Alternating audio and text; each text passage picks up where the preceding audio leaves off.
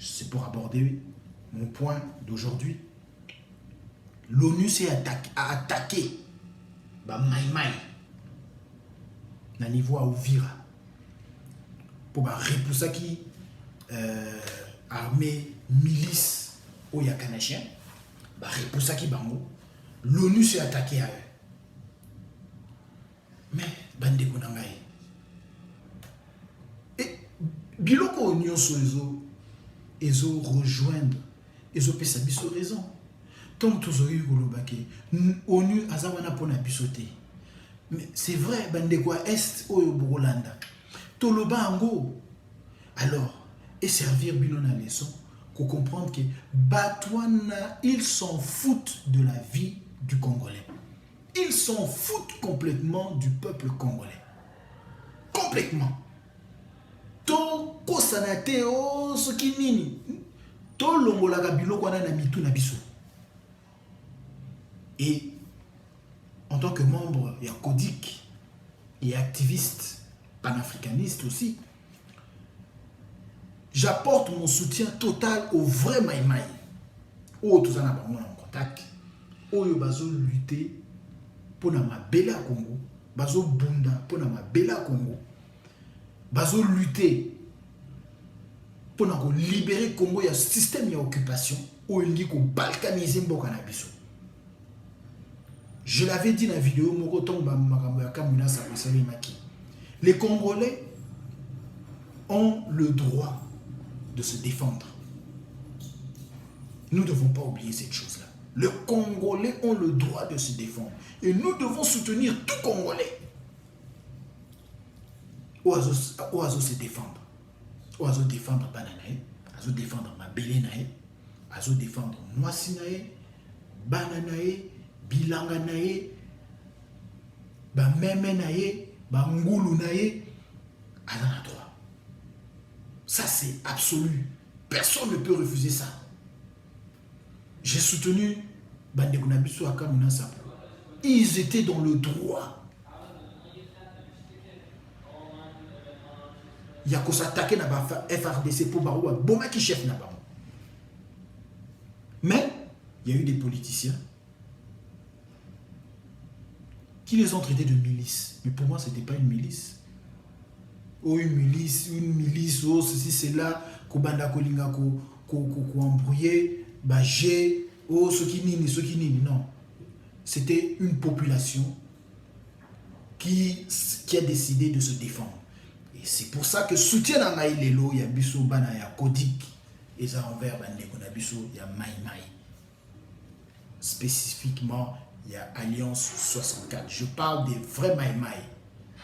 Pour n'expliquer le moment à la Congolais ou à Rolanda Bissona Kinshasa. Batumi bazoba Maïmaï wana o bazobaboma batu baboma na Kinshasa. Et là qui foutu. Ndenge balobana na lingala, et ça qui le kuta. Donc et ça qui tellement que baza ba guerrier na ndenga solo na ndenga mokiete. Il fallait créer ba faux Maïmaï o bazaki ko kota na kati ya ba village ko boma batu ko violer basi bazo attribuer on a ba Maïmaï. Mais les vrais Maïmaï ne font pas ça. Les vrais Maïmaï ils sont là pour protéger le Kivu, la population du Kivu, le territoire du Kivu, parce qu'ils ont beaucoup souffert. Et en cela nazomona eloko moko ya mabe wanate.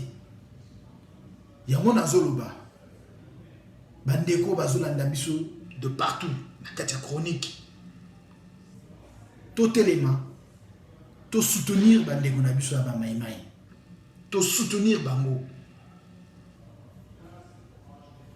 to se ranger derrière lutte bazo mener ngai ndeko na bino Kashogi na ba membre ya staff stratégique mususu to sololi na bango ba peseli biso, voilà nos intentions.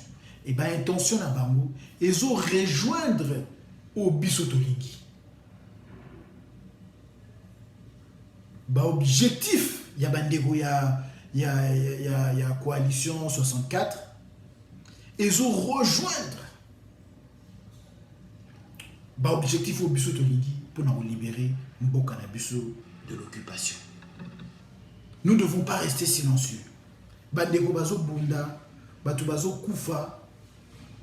Nous devons apporter support, et cause de support financier, idée psychologique, qu'on ça a un message qu'on soutenir bango, qu'on ça a un message qu'on encourager bango, qu'on ça a une marche, une manifestation, parce que la minute où tozolo ba lelo yo tozali le 18 octobre 2017, bazo boma batu. Et c'est la population qui est victime. La population qui est victime. Quand on a na FRDC, va s'attaquer na ba maïmaï. Ba jeune recrue à FRDC, bazo tin di kabango neti ba cher à Kano. Bazo boma, bandeko na biso baza na kati ya FRDC. Bao baza na kati ya FRDC, baza pe bandeko na biso. Baza tant sous na bobungi, mais baza bandeko na biso. Donc, tout ça la keba, na ba bato bazoya ou ba meka ko détruire tout, ko salir mouvement zo salima na niveau à est. Nous devons faire très attention. Monguna azali, monguna zo pe sa fausse information, monguna zo pe sa faux communiqué, mais ndenge toza en contact na bango, toza en contact avec ce qui se passe sur le terrain. Baza déterminé, la population est déterminée, et Baza a besoin de la population congolaise. Bandeko Baza na diaspora, Bandeko Baza bipa, va soutenir bango, tous soutenir bango. Nous avons parlé na Papi Chibango, Bazoro, Bakejina, moi Bandeko Mususu. Nous avons parlé avec eux et bango nyonso, bamoni que ils ont rejoindre l'objectif. Je ne suis pas là pour nous réitérer ma stratégie, mais nazo apporter soutien à Maï, na Bandeko ba Maï. Je pense que c'est une chose très importante. Tout le monde y réaction à MONUSCO. MONUSCO va s'attaquer contre ba Maï. Ou il va protéger ton village na bango. Mboka ils ont occupé bazo linga ko reprendre ba village ou ba Botoli parce que bazo boto la terre. Bazo boto la terre. Ce qu'on ngai ba Botoli mabele na ngai. Nazo linga ko kende ko récupérer mabele na ngai. MONUSCO a commis ko s'attaquer na ngai. Mais donc MONUSCO est là pour favoriser le pouvoir d'occupation. Bandeko na ngai. Sachons-le. N'ayons pas de doute sur ça. En même temps, tous les politiciens sont accompagnés pour pouvoir occupation. MONUSCO a zappé la kati, a accompagné pour pouvoir y occupation. Il y a un moment à niveau à Beni, à secteur mususu, bah comment s'attaquer à MONUSCO pour bâtir les bango. Nous n'allons plus nous laisser faire en tant que peuple. Tout timber les ça. Pour tout ça la recherche makasi.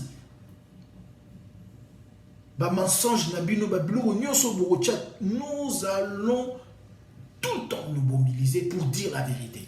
Parce que ce que nous voulons et ce que nous avons dans nos bouches, c'est la vérité. Donc, le message est envoyé. Soutenons Bandeko na biso. Soutenons toute initiative. La vraie initiative de libération de l'occupation. Je ne suis pas là pour soutenir l'initiative une transition sans Kabila. Mon Dieu. Une transition sans Kabila. D'abord, je pense que, en réalité, ou bien, ce sont les plus naïfs. Les hommes naïfs, ou va croire avec le ou bien, au ligne n'a aucun rabat boubakayo. Donc, on dit manayo, yara neti limbele. Aibike, mubali wana ilinga na isusute. Mais, après ça kanae, amitika kanae. Oyebi na yo. Mais, ozo mitika. Volontairement ou pas volontairement, ozo mitika. Donc, ezana batu mususu balinga bako saka bango kaka. Bako saka bino kaka. Donc, situation qu'on va changer na ONU, Bondimi. situation est changée, toke na ba carton rouge, tout royo, fini, est changé, bondimi. Eza pasi na mawa. Oyo ba oyo, ekomi lelo oyo. Eloko nini oyo kotoko kosala mo dans une semaine, tout dans 2 semaines, tout lelo, tout lobité, oh il faut que zelango kakati le 31 décembre. Bososo la boye bisanga nanu. Eloko nini. Bato bazo continue kokufa na nzala, bato bazo continue kokufa po bakisi ezate, bato bazo ba fonctionnaire bazo souffrir pour la dévaluation. Et l'autre nini ou de ko sala lelo te il faut tout ça on le 31. Neti ba Félix musala na yeko makaka ko pesa ba ultimatum. Mais banda o bandi na ba ultimatum. Comme à une profession bon bah nous sommes à l'objectif na vie. Profession naïe est opposant à vie. Et c'est ce qu'il sera, un opposant à vie. Dans le bien ou le lot, total. Félix Tshisekedi a accepté et pas bateau hier à benga décideur que Moussala naïe et Ozala opposant. Pour bateau na bazala ramasser quitter. Félix qui il avait envie de travailler pour l'intérêt du peuple. Tout le monde a une action. Tout le monde a une action. N'a pas fait. Mais ce qui n'est pas le cas. La situation sur le terrain, la date à l'élo, le 18,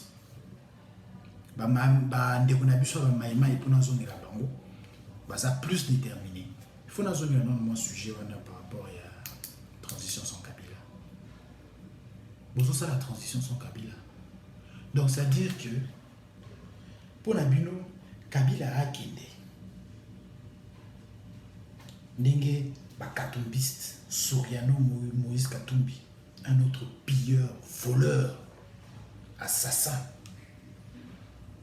J'ai des preuves que c'est un assassin. Moïse Katumbi, Soriano. Donc, Kabila parte, mais que le système d'occupation reste au Congo. C'est ça que lui, il veut.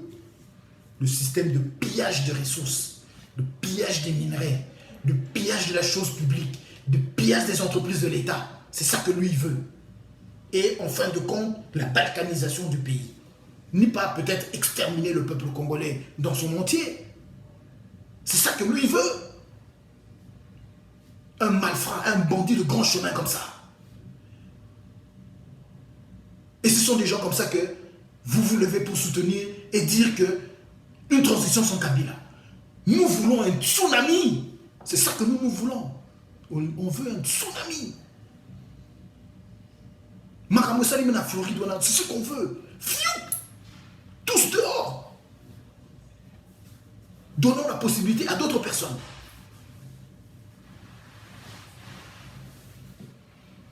Donc, nous allons conclure aujourd'hui pour ce message de soutien, ce message de ce devoir de mémoire.